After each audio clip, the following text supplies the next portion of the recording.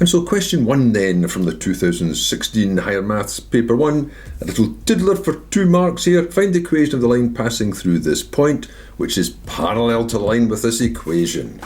Well, there'll not be much to that. To get the equation of a line, you just need to know a point on it, got it, and its gradient.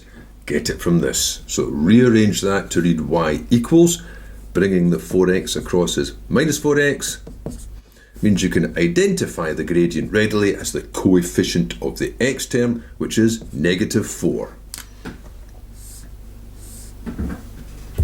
And that's the first mark for getting the gradient of that line.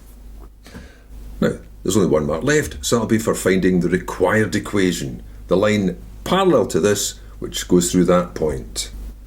Well, I'll set out y minus b equals m of x minus a, being the form that I'm going to use. So y minus the y coordinate is the gradient, negative 4, of x minus the x coordinate, which I think I'll just state formally as subtract negative 2, rather than leaping in with plus 2, which you could do, of course, because in this question it just said, or rather than the marking scheme to this question, it just said you'd get this mark simply by stating the equation. Well, in fact, more than that, if you look at the marking scheme, if all you did was state the final equation, you'd have got 2 out of 2 with no working whatsoever. However, you should always show your working. Another thing is, previously, in the past few years, that would be accepted as the final mark.